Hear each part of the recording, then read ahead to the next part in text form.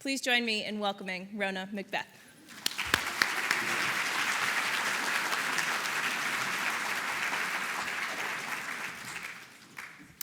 Good afternoon, everyone. I always knew that Boston loved Dutch painting, and the turnout for this series certainly proves that once again. What I'm hoping to do this in the next hour or so is take you behind the scenes into the studio, first into the conservation studio, and also into the artist studio. Something I've been trying to do here very consciously, particularly in the last 10 years, is open up what we do behind the scenes in conservation to more of our public. And we will center, of course, on the work of Rembrandt and Hals in honor of the wonderful exhibition that is ongoing in Gand.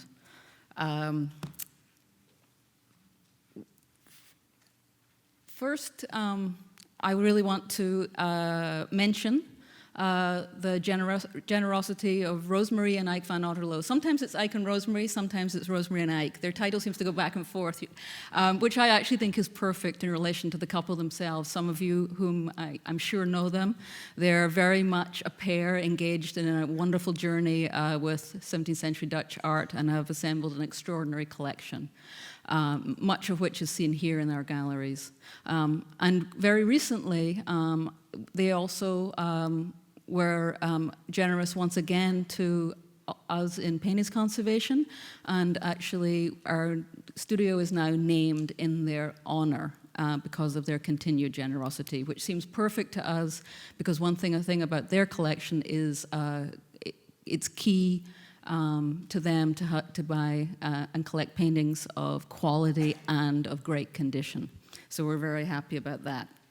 Now, I can't take you behind the into conservation behind the scenes without bringing someone else along. Someone I suspect a lot of you know, my partner in crime, and also the mind and the eye behind the fabulous exhibition that we currently are hosting, Class Distinctions. Nothing that we do in conservation happens without the consultation of our curators, and we have a wonderful group of curators in the museum. Every decision that's made is made in collaboration. I was just chatting with Rhona, and she was talking about how having a conversation and teaching a class with a conversation is more challenging than a lecture. I'm in the opposite camp. Lecturing, as I'm doing now, is much more challenging to me than the normal conversations we have behind the scenes.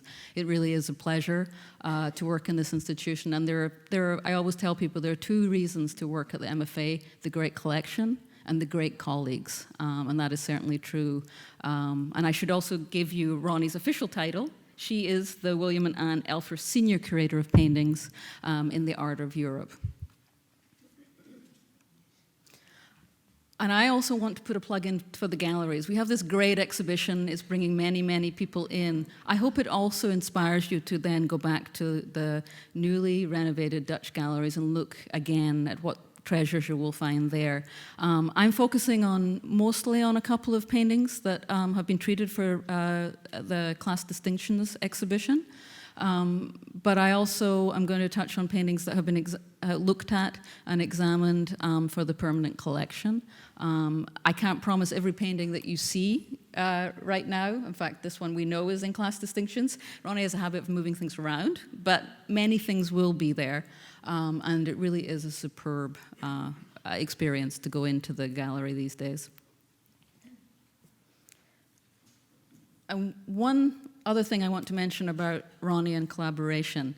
A lot of the information that I'm going to show you this afternoon was actually collected during a survey of all our 17th century Dutch and Flemish paintings. It took about a year and a half. We hired a conservator called Kate Smith, who's a conservator now at Harvard, to look at every single painting in the collection, over 150.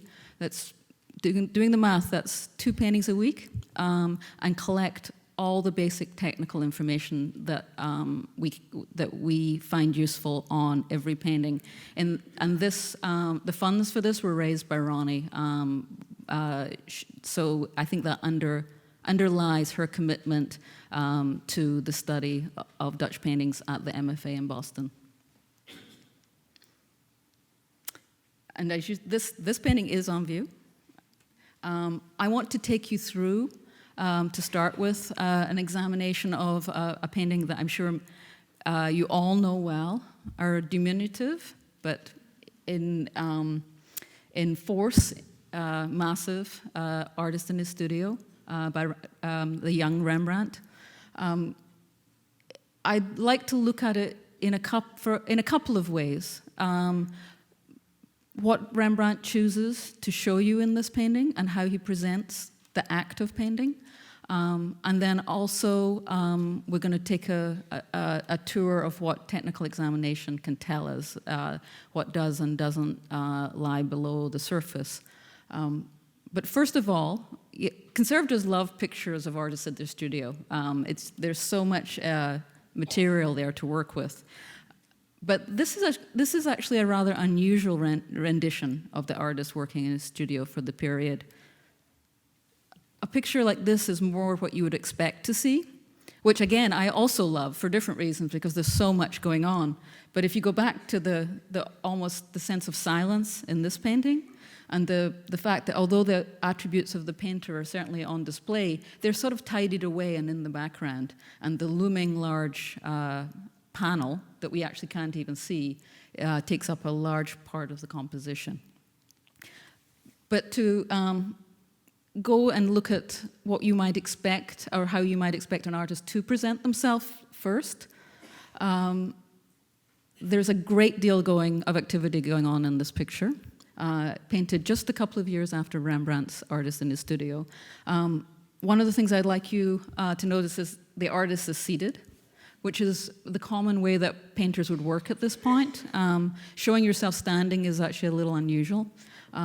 And in fact, if we go back 1 second, you can actually see that whoever usually works at this easel is usually seated because they've actually worn little footholds into the easel. So normally there would be a chair here. And there you see the artist actually in his red slippers with his foot on the bottom of the easel. I just want to point out a few of the things we see going on in the studio. To start with, very commonly, there would be an apprentice making the actual paints and putting together the palettes for the artist to work on. At this point, and actually this has been true for some time, painters would buy their pigments, but they would still be making their own paints. So what you actually see there is a young boy, apprentice to the master painter, grinding the pigments into the oil. And then what he would do would be set up a day's palette. You see one discarded there for the artist to then work with. You see that the painter has his maul stick in his hand. So at this moment, we've just interrupted him. He's been painting and we've interrupted him, but he's welcoming us in. He's doffing his hat. And basically, in some ways, this painting is an advertisement for his skill. He's showing us the painting he's working on. I'd also like to point out, this painting is actually on panel, but the painting in the painting is on canvas, and you can actually see the stretching. It's on a temporary strainer, which is just a rectangular wooden support with fixed corners. And that the canvas would actually be stretched by lacing it, and stretching it by lacing it onto the strainer while the painter works. After the painting was finished, it would actually be removed normally. There are a few existent canvases that are still actually stretched like this, but not very many. Normally it would then be restretched onto another kind of strainer for final fitting into its frame, and you see it here. And the term strainer and stretcher sometimes confuse people and are used interchangeably. This is called a strainer because you strain the canvas over it to make a painting surface, and it cannot be extended. In fact, these have little wooden battens to stop it from being extended. In the mid-19th century, there was an invention called the stretcher, where you actually have the sorts of wooden supports that you probably are more familiar with, where you have little keys and you can extend out the canvas to tighten it.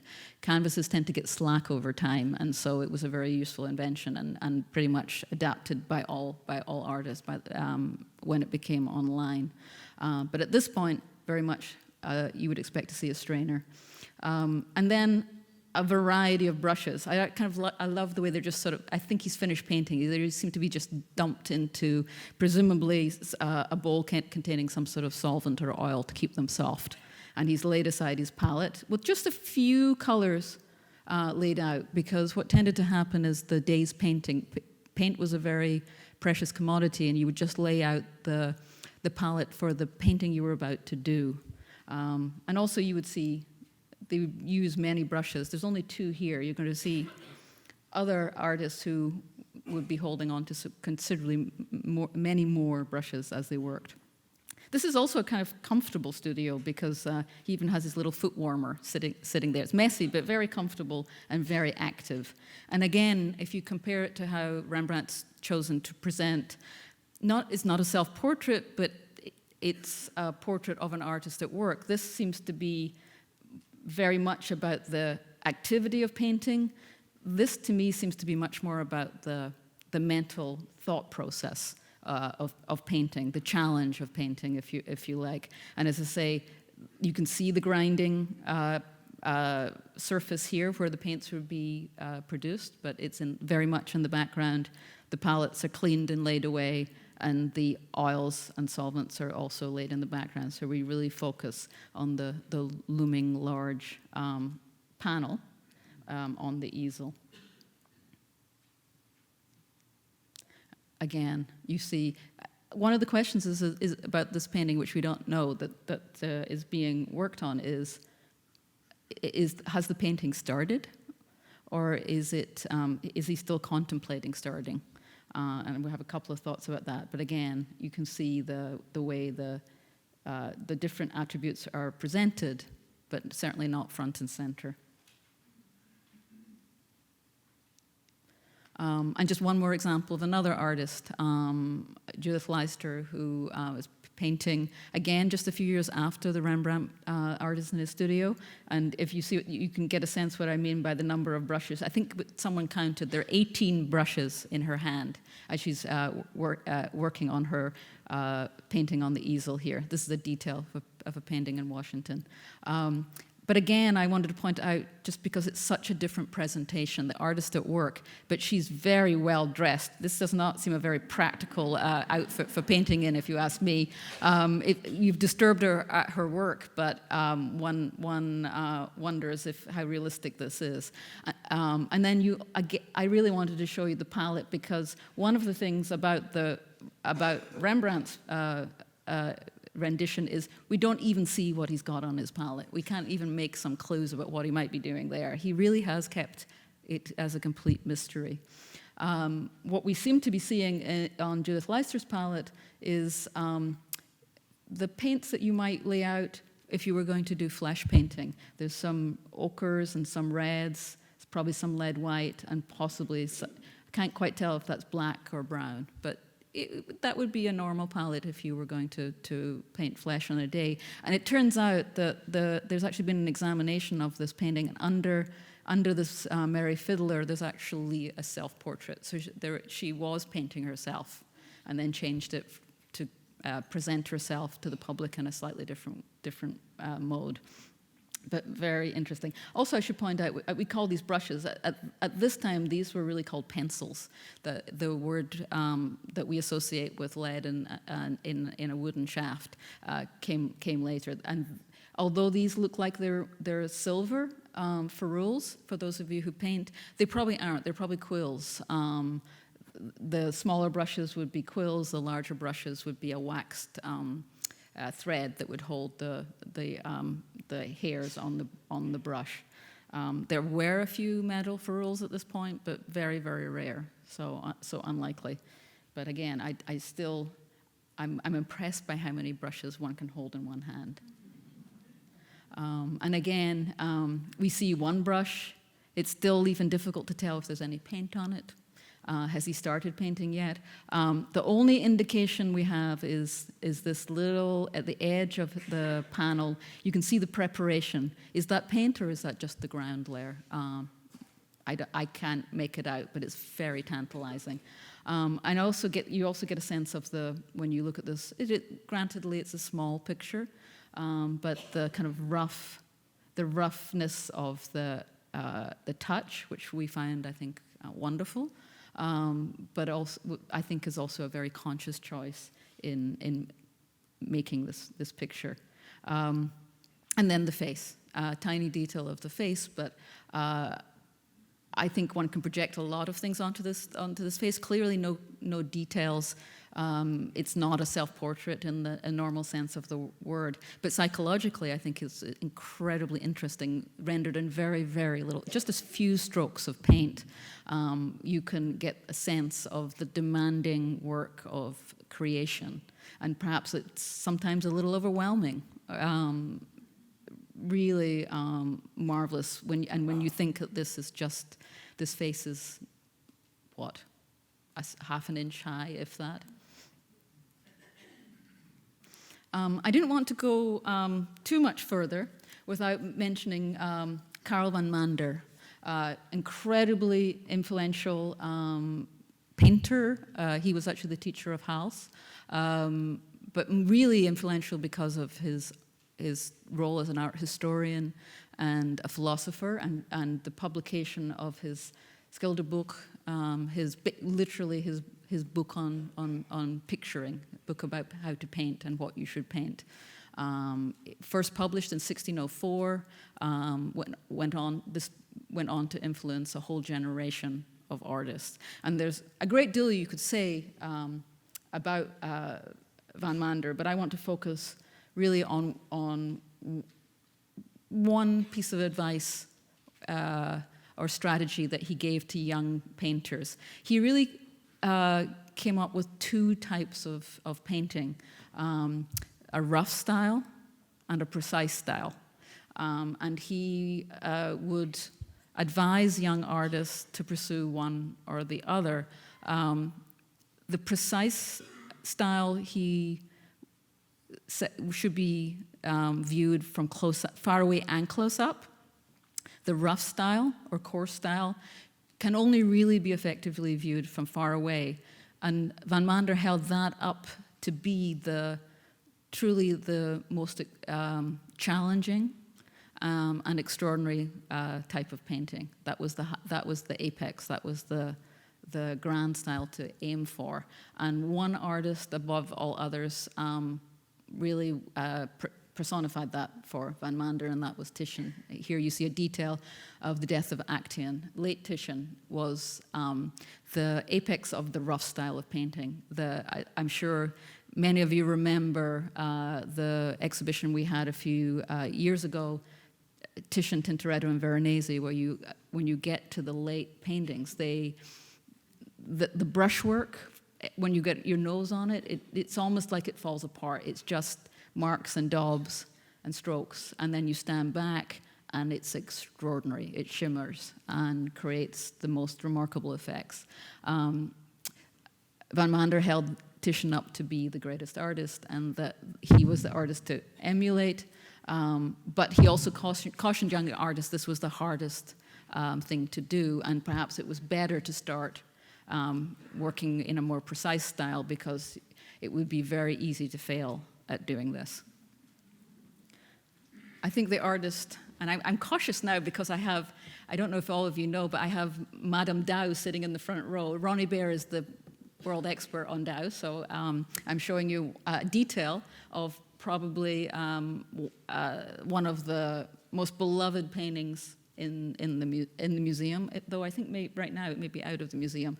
It belongs to the Van Otterloo collection, and it's the Gerrit Douw dog resting. And the reason I show it to you right now is that Douw's, was the greatest of the Leiden fine painters, and would be, I think, someone who would be held up to be one of the leading proponents of that fine style of painting.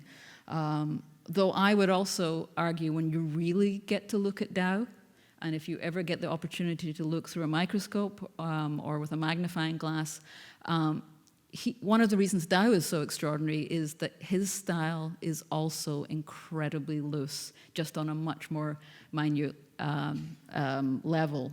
And it's actually one of the things that I've really enjoyed in the last few years. Because of Ronnie's expertise, we have Dao come through the studio many times.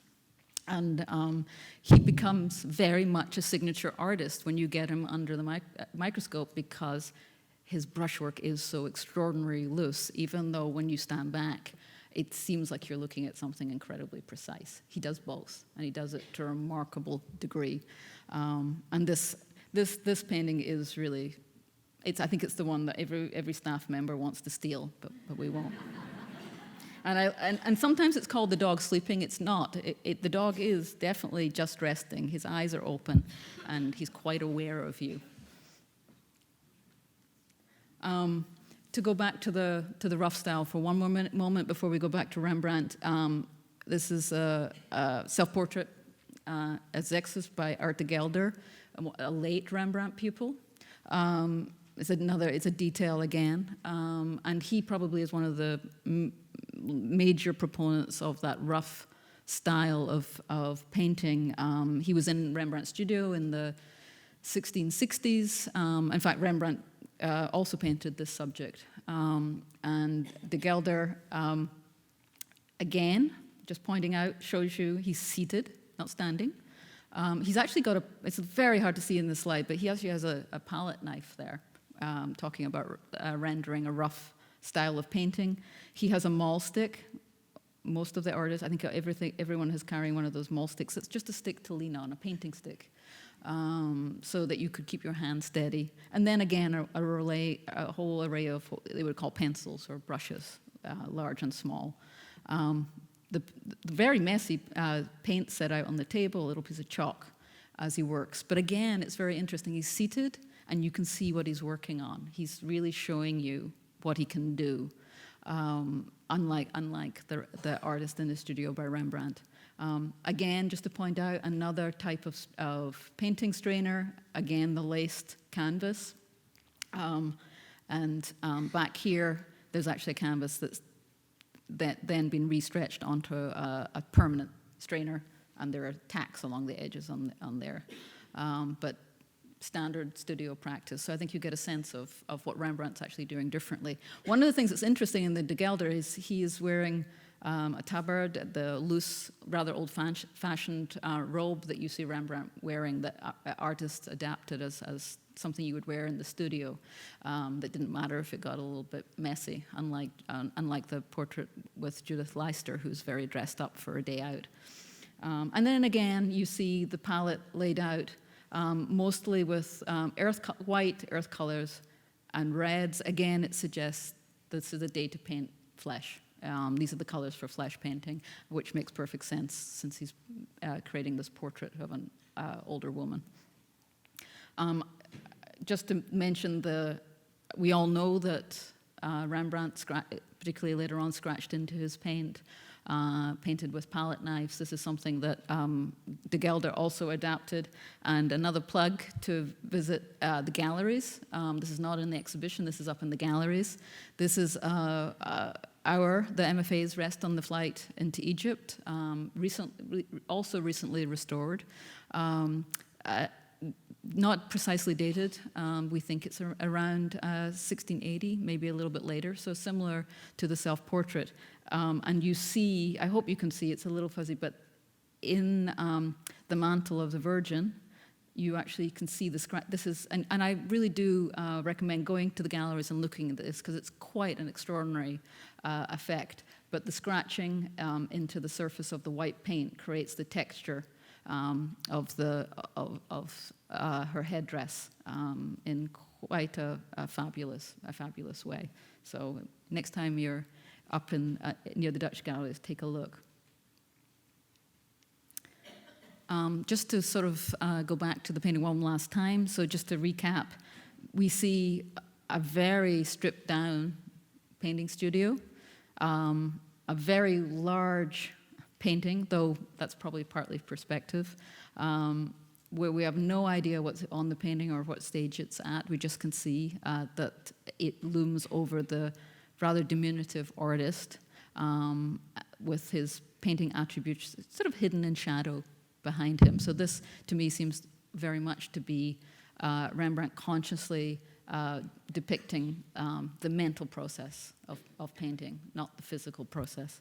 But what can technical examination tell us? Now, we've just done some close looking, which is what we most like to do, actually.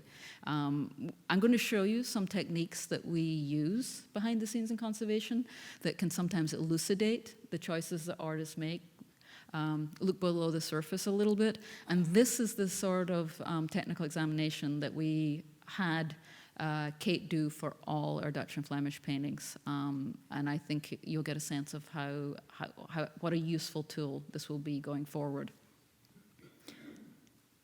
So we're in the examination area of the studio.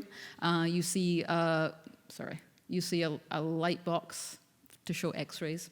X-rays is a very common technique that we'll talk about in a minute. And also the omnipresent computer. These days, computers do everything for us, and that's also true in the studio. And just to remind everyone, this is maybe a little overly simplistic, but I wanted to just remind everyone what a painting is before we start to talk about the way that technical examination can unpack it and tell us a little more about the artist's choices. If you imagine a painting lying face up on a table, then the bottom layer is the wooden panel, or a piece of canvas. It could be either. And the structure is pretty much the same, whether it's canvas or panel, or sometimes it could be copper, though there are some variations that we'll talk about a little bit. First, basically the panel or the canvas is not a good painting surface by itself. It's very rough, full of holes, and it would waste a lot of paint if you tried to paint on it and everything would sink in. So first the panel or the canvas would be sealed with some glue, some animal glue, and then a ground layer applied onto that. That might be, it's usually calcium containing, might also have some lead white in it. If it's panel, it's usually glue. If it's canvas, it's often oil. And actually the glue layer is there also to protect particularly the canvas from the oil, if that in fact is the next layer that's going on. And that would be applied with a brush in a liquid form and then scrape smooth to make a painting surface. So quite a production. After that, there would often be, when we're talking about 17th century painting, a priming layer to distinguish from the ground layer. The ground layer really is to make the painting surface. The priming layer, not always there, but often there, really was to modulate the color. It may be red, it may be toned in some way, but to basically prepare the next level of the surface for painting. And usually that's in oil. Though not always.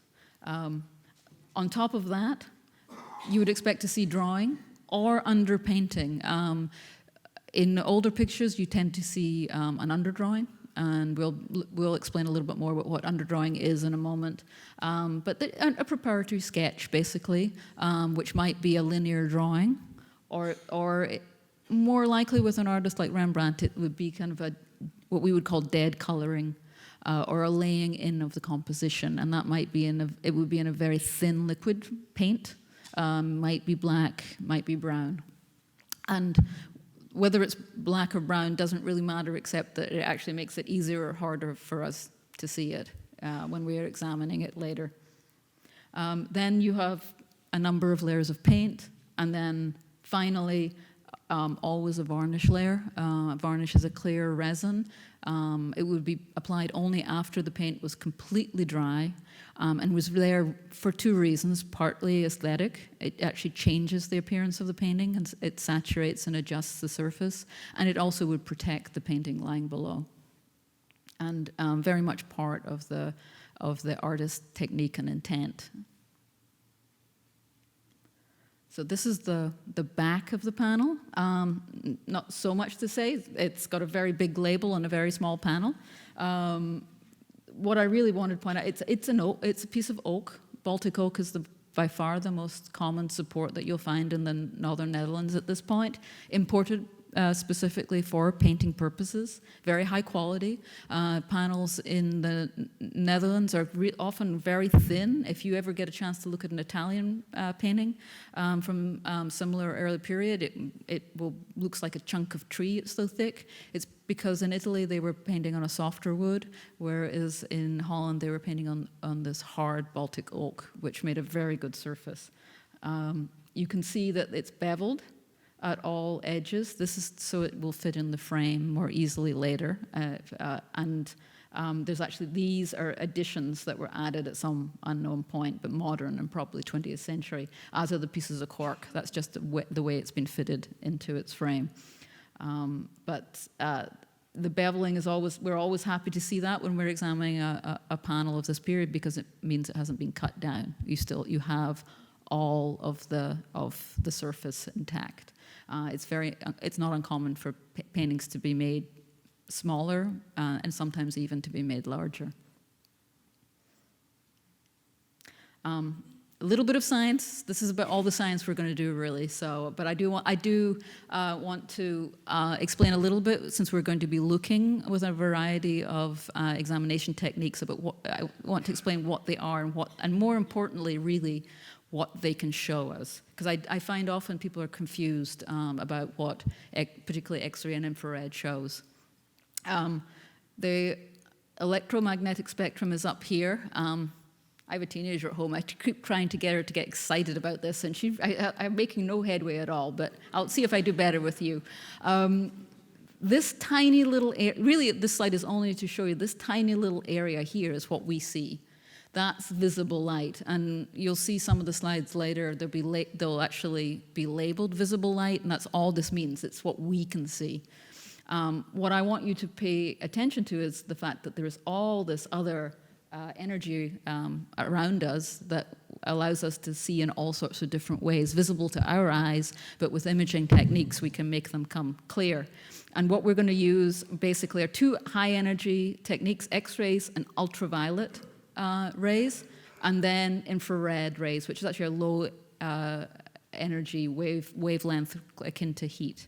And what that applied to paintings means, with ultraviolet light, you're really looking at the surface, the varnish layers. Again, this is another one of those cross sections. This is canvas this time, in case you were wondering. This is the varnish layer, and ultraviolet light really gives you information about what's going on with the varnish, and a little bit about what's below the varnish, about restoration. And it's also commonly called the black light. The next technique that goes a little deeper is infrared. That will actually take us through the varnish layers, through at least some of the paint layers. We usually can't penetrate everything, and down to the underdrawing or under painting. And then finally, radiography, very like the radiography you get at the dentist or the doctor. That will take us through the whole structure. And they can also be more difficult to interpret because you're seeing aspects of every part of the painting all mushed in together into one graphic image, and we'll talk a little bit more about it when we're actually looking at some X-rays. So those are the techniques that we're now going to explore a little further. Here's the UV image of the artist in his studio. It's a pretty aged natural resin varnish, maybe with a little synthetic varnish on it. I can tell by the green-blue fluorescence. What it shows us is there's very little restoration. There's a little damage here. There's a couple of little damages here. And the dark purple marks are basically the areas of restoration on top of the varnish. And one of the things I always like to point out to people, particularly collectors, if you're ever in a situation where a dealer is showing you a painting and showing you things under the black light and saying, well, look, it's in perfect condition, there's nothing to be seen, there's no restoration. If you see a natural resin varnish that's a little aged, it can mask a huge amount of things. So we see some information here, but by no means everything. And that's important to keep track of. And in fact, this is an unimportant part of the painting, but if you let your eye look down to this bottom right corner, you can see the dark splotches, but actually there's another mark below that, a kind of much less distinct darkening in that corner, which is actually restoration that's below the surface. So it can become very discrete. Infrared reflectography was a technique. We had infrared photographs from the early part of the 20th century. Infrared reflectography was invented actually by a Dutch physicist called Van Asperen de Boer in the 1960s, and it really revolutionized the way we examine paintings. This is a picture from the National Gallery of London. It just happened to be one I found on the line because I realized I didn't have one to show you of how we do this. Basically, we have a camera, we have a light source, and there's the painting. It's actually a Vermeer, which seemed very appropriate for today. The light source has to be emitting some heat, so often we use tungsten lights, but very low light levels. And I should say, I hope it's clear, none of these techniques are damaging or destructive in any way. But we shine some light and really some heat energy, some infrared energy at the painting, and then it's reflected back, hence the term reflectography, through a filter and a lens into a camera. And these days that camera is usually a CCD sensor of some description. And then on the computer we're able to create an image of what lies below the surface. Because what happens when the infrared light hits the surface of the painting is in some places it's absorbed by usually carbon-containing black pigment, whereas if it hits anything light, it's reflected back, and that's the way we actually create an image. I'm showing this picture. This is a little off track, but if you've never seen an underdrawing or an infrared image, it's a little hard. The Rembrandt artists in the studios, you will see in a minute, it's a little hard to interpret. So I just wanted to show you a detail of our wonderful Roger van der Weyden look drawing the Virgin. This is seems appropriate as well. And you could argue it's another artist in his studio, one of the first artists, the patron saint of artists. This is the area of the Virgin, and this painting is one of 4 versions. And at the earlier in the century, there was a lot of discussion back and forth about which was the first version, who had the first version. And technical examination really was a big part of basically settling the argument. And I think you can see very clearly in the Christ child lots of different lines that have nothing to do with what you're actually seeing on the surface. These are the underdrawn lines. In fact, it looks like his legs are wiggling, and there's so many of them. There was clearly a lot of editing before they got exactly what Van der Weyden got what he wanted. You can see that this is actually his little neck, and that's his little chin, and he was actually looking that way over at St. Luke originally. And the positioning of the hands of the Virgin was also changed. And you can see up here, actually, that her hair and her relationship with the Christ child was changed, and also even the positions of her eyes. So this is the sort of information that started to become more accessible through this technique. The artist in the studio is a little more difficult. I'm going to try and unpack it a little bit. It's still very interesting, but it's not simple underdrawing. At this point, what you're really seeing is the underpainting or the dead coloring, and at least some of it. At least some of it was done in a carbon-containing material, and I should say that's really what's important with this technique. We need to see carbon black to really be able to image it well. So we have. I think you can see around the figure of the artist, that you can sort of see adjustments and changes there, but no major shifts. You can see there's a little damage here. This is also interesting. There's a little damage in the painting here that looks white. We'll come back to that later. Infrared can also show you restoration sometimes. But mostly what you're seeing is just the brushwork, the laying in of the painting, the underlying layer where really you're setting up the tonal balance of the composition. And that's what the infrared image really helps you see. There's also some things that don't make any sense at all to us yet. There are some of these lines we really don't know what they refer to. It could also be something that lies below this composition. perhaps this painting panel was used before. But as you see, no major changes from one to the other, unlike with the Van der Weyden. So we would go to radiography, the third technique. We're putting this jigsaw puzzle together piece by piece, and we never end up with all the pieces. But again, just to give you a sense of how the technique works, because I think it then helps you understand what you're looking at. We have an X-ray source, a painting, and then a receptor. It used to be film, now it's a type of plate, a phosphorant plate that we can actually put through a machine and goes to direct digital. Computers are king. Some of you may actually recognize, particularly if you went to some of the Van Gogh talks, this is actually the ravine, and this is the surface, and this is the painting below the surface. So that's just a little aside. But the way it works is it penetrates through the painting, and you get a dark or light exposure on the receptor on the film, depending on how many rays penetrate through. So if you have something very X-ray opaque, very dense, and happily for us, lead white is very X-ray opaque and very dense, and it's a white pigment, then that will block more X-rays, and so the film will be exposed less, and therefore it will look lighter. If you have an area of black paint, not dense at all, carbon black is not stop many of the rays at all, so many more penetrate through, expose the plate, and so that you get a dark area. And so that's why an X-ray can actually look like a painting and help us read what's going on below the surface. And again, you're seeing the paint surface, but also the panel. You're seeing everything. With the artist in the studio, it's a little difficult to interpret as well, but some of the simple things that we see, it's very X-ray opaque. It's a very white X-ray. And we think that's partly to do with this was a reused piece of wood. This was a reused panel, and maybe it has a thick ground layer that's painting out what was underneath. We can't see it, but that's just our conjecture.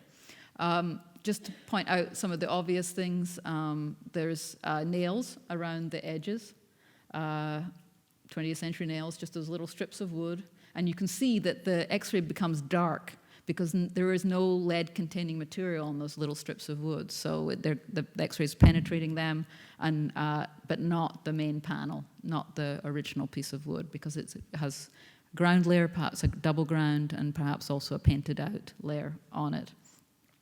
We've never done cross-sections of this painting as far as I know, so we don't know if that would give us more information. We'll talk about that later with another project.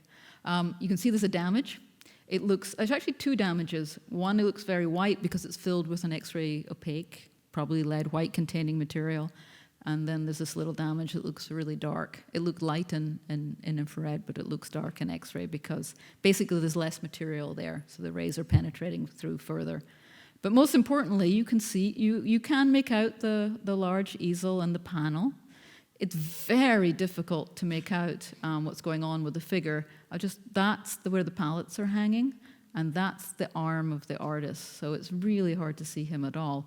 What you're mostly seeing are these incredible free, brushy strokes of paint that presumably are partly to do with painting out something below. They seem to have not so much to do with what we're seeing on the surface. So in sort of final words, there are also these are the scores and marks that we're seeing in infrared. Again, don't seem to have very much to do with the surface of the painting. Some of them may be on the back, covered up, but mostly we think they may be actually below the surface. A little more opaque paint some places, a little less others. But don't really tell us very much about the artist in his studio. So in a way, our technical examination, although I think we can say it seems pretty likely that Rembrandt had worked out his composition to a great degree before he painted this little picture. We certainly know that Rembrandt was an inveterate experimenter and drawer. I know of drawings that show easels and artists, but not one that specifically relates to this, but it seemed like he had a very clear idea what he was doing. There is nothing that we can see that suggests a lot of changes under the surface. Very directly painted, and still very mysterious. Our techniques don't unpack everything, and I think this picture is intended to be that way. We still don't know what's on that easel, and we don't really know exactly what stage of painting he's at, but an extraordinary rendition of an artist at work. For the next phase of the talk, I want to take you behind the scenes back to the conservation studio to look at a couple of treatments that were done. Both paintings we're going to look at are currently in class distinctions. The first, actually, before I move on, this is not a great slide, but this painting here is actually an early painting by Honthorst. It's not in the galleries yet, but another plug to keep visiting the galleries. You should see it there quite soon. It's a recent purchase by the Van Otterloos, and it's an absolutely fabulous piece of art. I want to talk to you about the fabulous Ellison couple belonging to the MFA bought in the 1950s. These are full-length paintings. As you, I'm sure, all know, Rembrandt he did a few, but not so many of these. And this is when he's moved from Leiden, where he painted the artist in the studio, to Amsterdam. Johannes Ellison and his wife were actually members of the Dutch Reformed Church and lived in England. But we know that they visited their very wealthy, successful merchant son in Amsterdam in 1633-34, so that fits perfectly with the paintings, which are also signed and dated at the bottom corners. And they're fascinating to me because they're somber, but they're also full of bravura, and because they're full length, they make quite a statement, clearly painted to make impact on someone's wall, as well as presumably a son's wish to have images of his parents. Rhona and I have been looking at these for quite some time. They always hang, but we knew that the varnish was aged and dull, and the paintings had a slightly stolid appearance, and we wondered if conservation treatment would make a difference.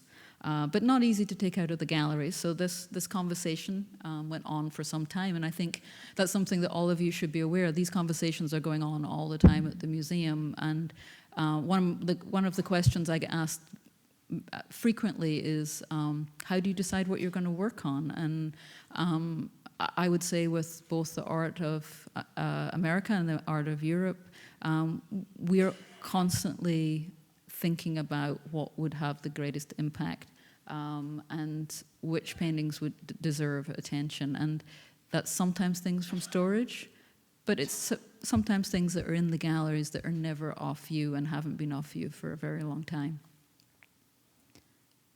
I want to take you through the technical study quickly, and I'm looking at the time, so I'm going to keep going. We're going to have to go a little bit faster. But I think now you know what we're looking at. That should be that should help us along a little bit. This is the type of technical study. Again, this is Kate Smith's work. We looked at everything with UV, infrared, and X-ray, and under the microscope.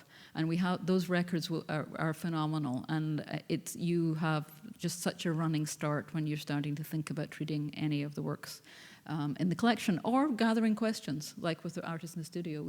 There are still more things that we might want to do to try and figure out a little more about that painting.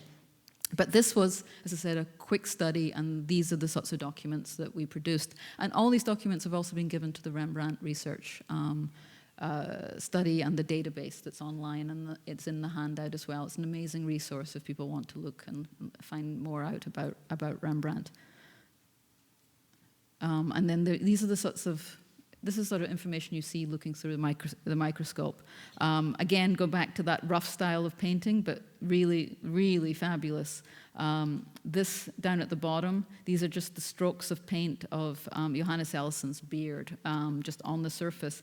And I think you can see here as well, and these are the strokes of, I love this detail, of paint from his shoulder of his, the drapery pulled up to the edge of his beard, but left very, very rough and unfinished. And it actually creates a wonderful soft effect. But when you get really close, these are literally just the strokes of the brush left visible.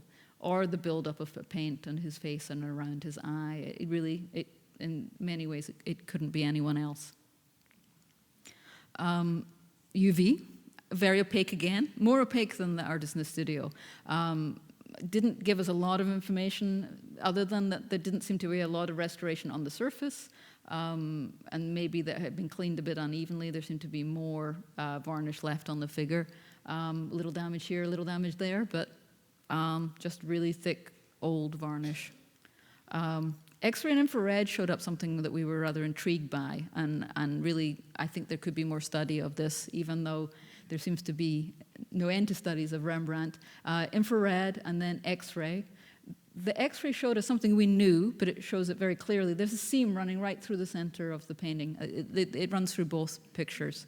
So these are actually relatively thin pieces of canvas that were sewn together to create the large canvases that Rembrandt painted on. Interesting choice, because you could certainly get wider pieces of canvas, so I don't know if it wasn't available, if it was cost-saving, or if maybe these had to be done quickly, and that this was the canvas that was available. But less of a problem for Johannes, because he's very carefully positioned actually to the left of the seam. Maria, his wife, unfortunately it runs through her face, and that caused some problems in condition a little bit later. But what you really notice if you think of the seam are these incredibly swirling lines, and what are they? And in fact, they're quite visible in the infrared as well, and if one goes back, you can actually see them on the surface of the painting. These that's the application of the ground, and you see it on a number of paintings by Rembrandt, but not consistently. So I don't know what was happening in the studio or who was priming his canvases at this point. But again, this is just a detail of this area, and they're quite visible. And if you go to the exhibition, you'll see them. Maybe they've become more apparent over time. That's quite possible. These paintings are very thinly painted, and oil paint becomes more transparent. It's possible that they just have become more visible, but I'm still surprised that we see them as much as we do, and wonder if they were always somewhat visible, and if that's so, why? This is probably the cause. It's a slightly fuzzy image of a palette knife. The application of the ground would be done with a large palette knife, just in big sweeping motions across the surface, and then smoothed down, though maybe not smoothed down as much as in some other paintings. And here is the portrait of Johannes Ellison's wife, Maria Bocanal, and again you can see there's the seam. The sweeping ground layers applied, and also still very visible through behind her here. And you also can see that the seam runs right through her proper right eye, which is a little unfortunate. And again, with the infrared, perhaps even because Maria has less attributes in the background, there's less paint covering the ground layer, and again, you see them really, really clearly. And I'm actually surprised they show up this much in infrared. It may be about the application of the paint on top, or it may be about the constituents of the actual ground layer, because infrared is usually based on carbon, so we're seeing a little more carbon in some areas than others, and it makes me wonder if the ground layer wasn't completely white. To cleaning. I think we decided that the time had come. These paintings were requested for an exhibition of Rembrandt in America a few years ago, and we decided to take the step, take them off view a year before they went out on exhibition, and actually remove the varnish, which is what cleaning means. I should say that we can clean paintings of this period because the natural resins on the surface are soluble in different combinations of solvent than the oil paint that lies below. If we didn't have that safety difference, we wouldn't be able to clean pictures. And I should also say these are not the first time these paintings have been cleaned. Paintings of this age have been cleaned multiple times. One always hopes gently. But I think you see pretty clearly as Johannes is coming out from behind the UV in the UV image, the varnish was masking a great deal of detail. And if we go into some details, you see it, I think, a little bit more clearly. Extraordinary painting, and that the painting is in beautiful condition. There's a little bit of wear, but not very much. And one of the things that was interesting and terrifying in the cleaning was there was a lot of black overpaint on the painting, but not a lot of damage below the black overpaint. And this was true also in the portrait of Maria. And the only reason, and you can see, again, the seam running through her eye, causing a little bit of damage there, but not so bad. A few little losses in her hat.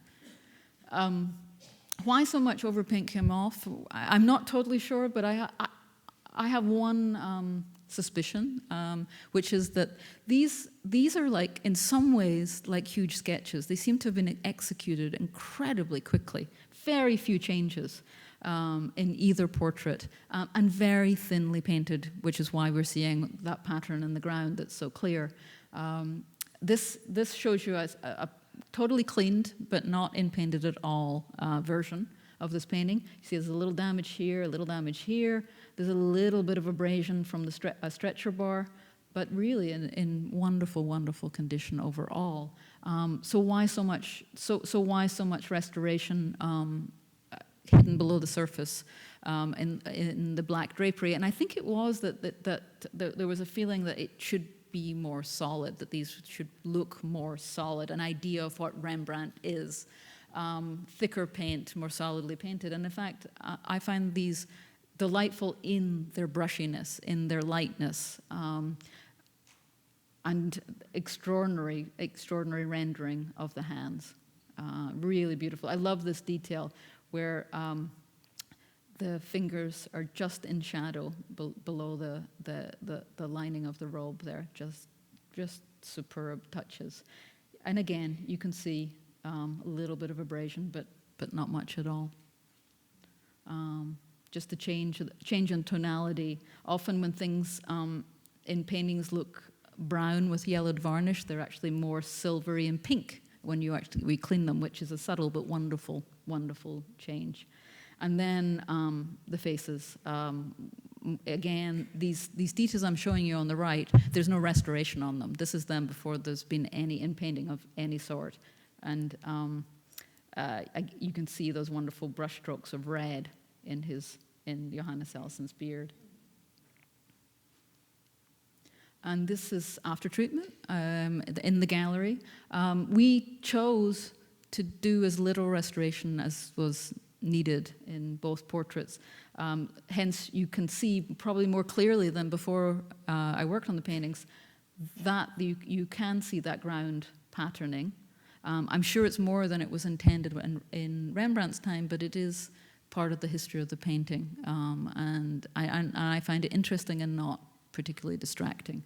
We also, you can see there are some very small changes in the composition, but really very few altogether, little tiny adjustments to the positions of the figures. So it's, to me, very interesting, particularly as we're going to go and spend the next 10, 15 minutes talking about Hals, the artist that everyone talks about as being so spontaneous. I find these paintings incredibly spontaneous and very much a combination of Van Mander's rough manner, but not so rough at the same time, very sophisticated and very refined. I'm leaving you with a question. Both paintings are signed and dated. I'm not telling you which is which yet, because I'm going to make you look at them. One of the signatures, the paintings are not questioned, but one of the signatures is. Rembrandt was running a big studio. I don't have any doubt that these are both his brushwork. But the Rembrandt Research Group are not so sure about one of the signatures. I wonder if you can tell which one it is. Anyone bother you more or less? I should add that this is the signature on the male portrait. This is the signature on the female portrait. This is the signature that they think is absolutely right, and this is the signature that they question. I think because it looks a little bit more mechanical, like someone's trying a little harder. But I'm also intrigued because you could argue that Rembrandt spent more time on this one than on this one. I feel like Maria got a little short shrift. She didn't even get floorboards. But she maybe got the better signature, and maybe that was conscious. Just conjecture. And I only put this slide in for pure joy, because I think the Ellisons have never been in better company. And if there was ever a reason to go sit in the gallery for many hours, it's this picture, which is totally extraordinary, the boat builder from the Royal Collection. I don't know how many fingernails Ronnie had to pull out to get it, but it is an amazing piece of painting, and I encourage you to go look at them together, painted just a year apart. So back to class distinctions, and going back in time to January, maybe, of this year, I got a call from my senior curator of European paintings, Ronnie Bear, a little upset because she just heard from the Art Gallery of Ontario that they weren't going to be able to treat this wonderful portrait by Frans Hals of his good friend Eijk Massa. The conversations had happened many, many years ago. The art gallery had intended to treat it, but things happened, and it was just not going to be possible for them to do it. So Ronnie called me and said, "Is there anything we can do?" It's not unusual in the process of putting together an exhibition to offer to help treat paintings. It's rarer for us to do the treatment. Sometimes the exhibition budget will include some money towards people treating their own works. But every now and again, and this happened once before for another show that I worked on with Ronnie, and once before with Frederick, paintings that really, really deserve to look better, and the institutions themselves weren't in a situation to do the work. I have to admit, it was a little late in the game, because this is a very big treatment, but it's such a fabulous piece of painting. It was pretty much impossible to say no to my friend. And what an opportunity to study a great painting by Hals, an early painting. Just quickly, this is a self-portrait. Hals is rather mysterious. We don't know a great deal about his early career. He sort of seems to come out as a fully fledged artist, but he does appear in the background of this large Civic Guard painting, painted somewhat later than the Massa portrait. And one of the reasons I think Ronnie was upset is that Frans Hals really does have a signature style, and I think we all look for it. And here are two paintings painted around the same time as Massa, a little earlier. Fabulous works of art, of course. One from the Louvre, and then I think we all know the painting on the right, the Laughing Cavalier from London. The brushwork is stunning, and then also Hals had painted Massa before. This is a marriage portrait, and now I think pretty much given to commemorate Eijk Massa's marriage. Incredibly informal portrait at the Rijksmuseum, another fabulous piece of painting. So. Eijk just wasn't looking his best, and we really, I think we just felt that we would make the time, if possible, to treat this picture for Ronnie's show. Isaac Massa is interesting in himself. Just to give you a little tiny bit of background, he traveled to Russia. He was a very successful merchant, made his fortune in Muscovy, which is the area around Moscow. In fact, he is responsible or given credit for at least 5 maps from the period of that area, and I think a couple of cityscapes, Moscow maps of the city as well. I think there's even an institute in his honor in Groningen, which continues to foster the relationship of the Netherlands to Russia. So an interesting character in his own right and a good friend of Hals. Hals painted him probably 3 times at least. I should point out that the background, which clearly points to Massa's travels in Russia, is not by Hals and is thought to be now by a landscape artist called Peter Dumoulin. It's stylistically just very, very different, and I think as we go through the treatment slides, you'll get a better sense of that. It also has a great deal of damage on it. But before I start to really unpack this painting and talk about the treatment in the next 5 or 10 minutes, I also should mention this painting was given to the AGO, the Art Gallery of Ontario, in the 50s, and then just a few years later it was stolen. I don't know a great deal about the theft, and all my information is actually from Wikipedia, but what it tells me that it was stolen in sometimes it says the 1959, 1960, and was returned a few weeks later without any damage. I'm so glad it was returned, and I can't say it was without any damage because the painting was cut out of its frame. And that's one of the things you're going to see in the slides, so I just want to explain what we're looking at. And that's part of why the condition was problematic. First step in an examination is always to go to UV. Quite honestly, if you compare it to the other UV images we've seen, this one's a mess. But it really does show you when UV can be useful. And I have to say, I'm not sure I quite registered this when I told my friend Brownie Bear that I would do this treatment at the very last minute. It wasn't until after the painting was here I realized quite what some of the issues were going to be. But still no regrets. Isaac Massa was very wonderful to spend time with. But you can see here, this is restoration, and it's actually documenting where the painting was cut out of its frame. So, and they really made a pig's ear of it up here. This is just the ragged edges of the canvas after it was cut.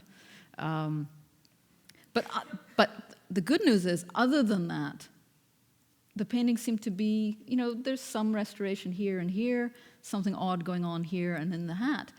But the face and a great deal of the figure seem to be in fine state. So we would move on, and we took a look with infrared, and that became really interesting. And again, as we're looking at these, think of what's often said about Hals being, spontaneous and direct and a quick painter. I actually find him a very methodical painter who really figures out what he's doing and works on the painting and makes a lot of changes as he works. There are few or perhaps no drawings known by Hals, and maybe that's partly because so much of the work was happening on the canvas itself. If you can see here, the hat was changed. You can see here that the position of the figure was changed at both sides and adjusted slightly. And you can also get a sense of, you can't see anything of the landscape, and that's partly to do with it being just a completely different hand. And then, just a couple of details, you can see the adjustments to the position of the fingers in the hand, holding the holly. And here, I hope you can make out the actual adjustment to the pupil of the eye, the face, the position of the eye and the face was changed a little bit as well. And here, just a little rendition that shows you that more clearly. So quite big adjustments to this very informal portrait. And I don't think I said, this is the first time Hals painted someone in this informal, leaning on the back of the chair composition. So maybe it makes sense that you're seeing these adjustments. the position of the chair was also adjusted slightly. And to the X-ray, this is the X-ray of a piece of canvas. Again, you can see the damage. The black is where basically the canvas is gone, and you're going all the way through. There's a damage in the face, and there's an old damage, nothing to do with the theft. This was much older in the landscape. And then odd things, like these are the tacks and the very, very big nails as well. I'm not sure why those are there, around the edges of the stretcher. And then these dots, these little dots at the bottom, are little holes in the canvas along the bottom edge that make no sense to me at all, and we haven't figured out what they are or why they're there. It's nothing to do with the stretching. There's no, if the canvas seems to have been trimmed on all edges, we're not seeing cusping, which should be a kind of a pattern in the canvas that you see to do with the way it's originally stretched, if you remember in some of those studio pictures. So the painting's been cropped a little bit, but why it has these little hole marks at the bottom edge, no idea yet. But one of the other things is that the X-ray also showed something that we were somewhat aware of. It seems to be a major change in the cuff. Something's going on. If you see this simple cuff here, then you look here and there's painting here, and it just doesn't quite relate. So something else happened. Just a close-up, where I hope you can see a little more carefully. This seems to be an extension to the cuff. This is this part of the cuff. But here you see that maybe some lace, something that was painted and then painted out. And one of my questions was, who painted it out? And what was painted to start with? And this is what we wonder, if this is what we're seeing, a cuff that looks more like this from a detail from a portrait of the period, or actually a later portrait also thought to be of Massa, where he's got much fancier cuffs. Something's there, and then was removed. But before we sorted out all of that, we also decided we better get going with the cleaning if I'm going to make it in time. So we started to remove the varnish. And you just see the painting in the process, starting to reveal at the top those horrible damages, but also even now starting to see just how wonderfully preserved the face is, this arm with the incredible patterning on the sleeve, all in beautiful, beautiful state. Started to reveal also a couple of odd problems. The tear in the face we knew about. This is just under UV and under visible light. And this is a raking light when we scatter the light across the surface of the painting just to see the topography. And you can see that this is an old restoration that's coming off. That's the restoration that hasn't been removed yet. It's been removed from this area. And clearly at some point, someone decided to start to remove the background and revealed the bigger hat, and then happily they stopped, which is a very good thing. There you can see it there.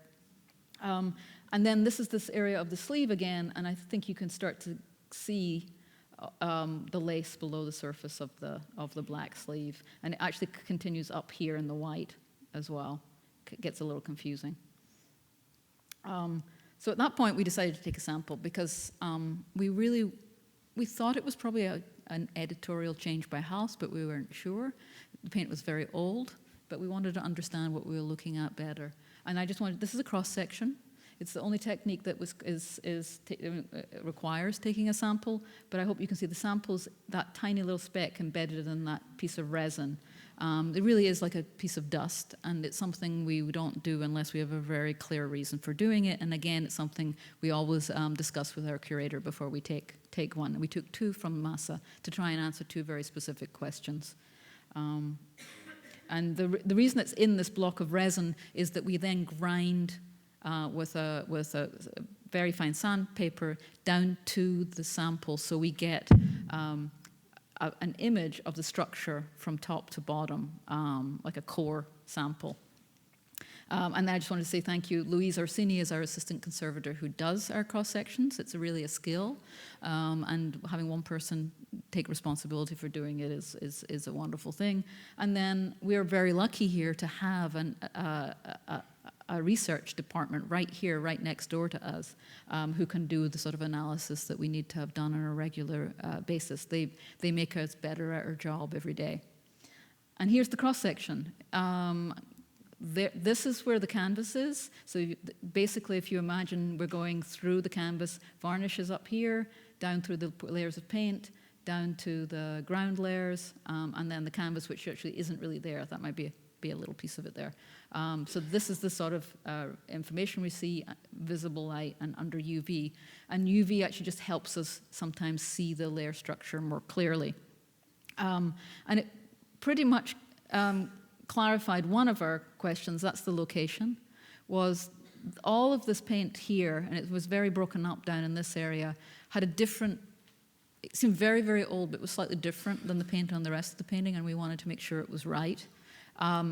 It seemed to be the paint that was applied to make the adjustment to the hat, and it's that layer there, which looks totally correct to us. You can see it there, and then there's a very thin layer on top. But this layer of paint is the paint that Hals himself added to make that adjustment, and so whoever did that should never have taken it off. But I understand why they thought maybe something had been done. It's not always clear that something had been done by at a later point. So that was incredibly helpful.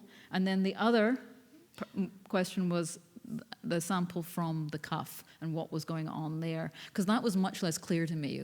It's like, could this cuff have been changed by a different painter or a restoration, an old restoration, but a restoration on the rest.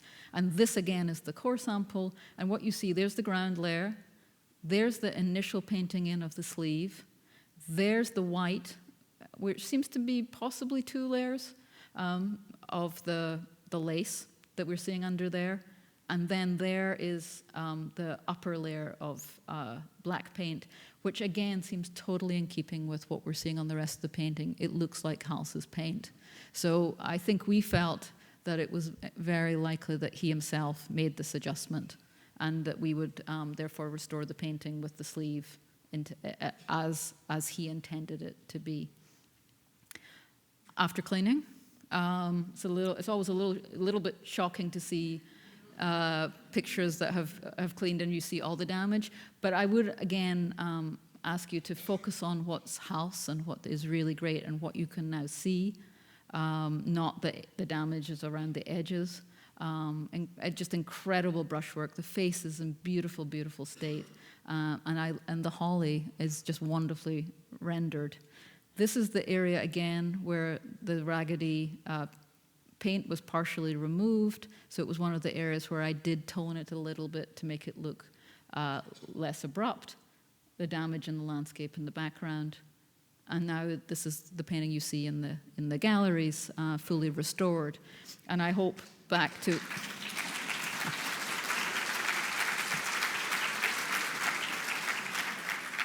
And I hope back to that signature style. Now you can see Hals. But you also know he was a thoughtful artist, an artist who worked in stages and who really thought through what he was doing. I just wanted to add 2 last things, which is Judith Leister also painted in Haarlem, and clearly this painting we looked at earlier was influenced by Hals's portrait of Massa, the leaning back on the chair, this partly parted lips.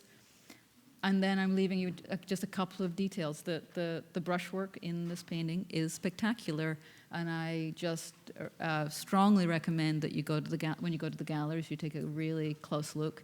These are the areas that matter, and these are the areas that are totally Hals. Really, really, he himself said that, the final touches were the touches of the master, and I think you see them there. But I think that's true of both these artists. I think you can very clearly, could this be anyone else but Rembrandt? And could this be anyone else but Hals? Thank you very much.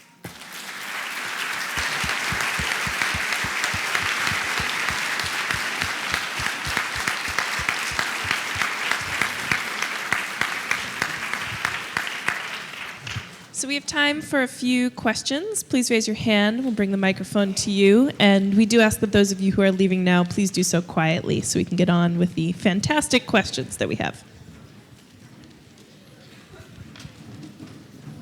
I have a question over here.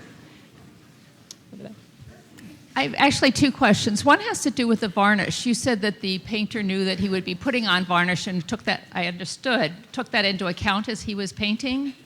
So one question is, what do they have to take into account? What do they imagine the varnish will do? And the other, you mentioned the positioning of the arm on the painting as you restored it. Could you say something about how much leeway you have and what your guidelines are when you use the phrase position the arm on the portraits of the husband and wife? It was just it was a small change in the position of the arms. To go back to your first question, all I meant by a varnish layer is that the artist would, as in the process of painting, would always have intended the final appearance of the painting to have that clear, saturating surface on it. And it's not that he would necessarily have done anything different in the painting, but the painting would not be considered finished until that layer was applied.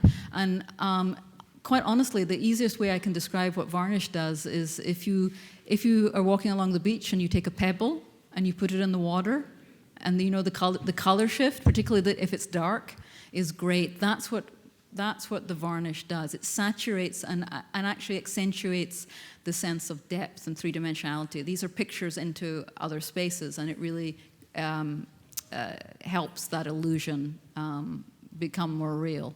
I'm not sure about your question about the arm. All I think I was trying to say was that in both cases, Rembrandt made very, very few changes to those two large portraits. The only things he did were slight adjustments to the positions of the arms as he was painting. Nothing more than that.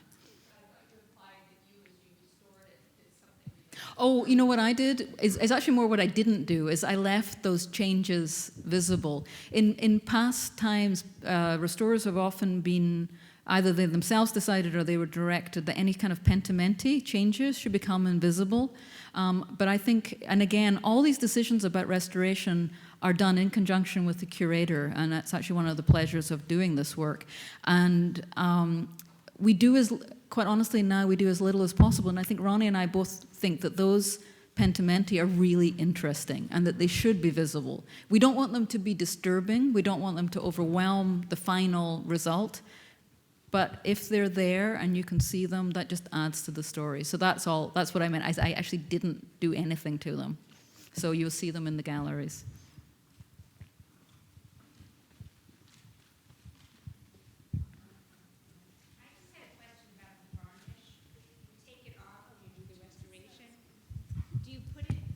Done, do you then put another layer of varnish on to protect the paint?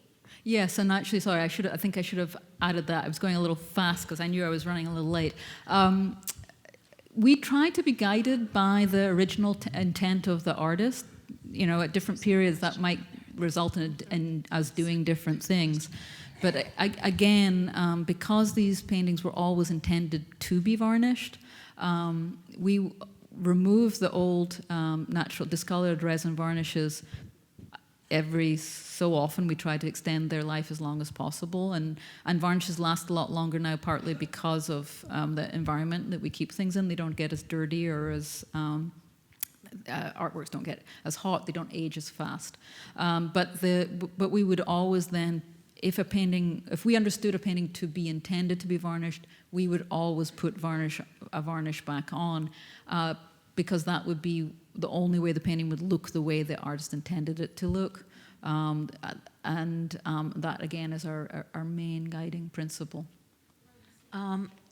If you put Actually, Ronnie's just talking to me. She also wanted me to point out that we actually varnish a couple of times because we put what we call an isolating varnish layer.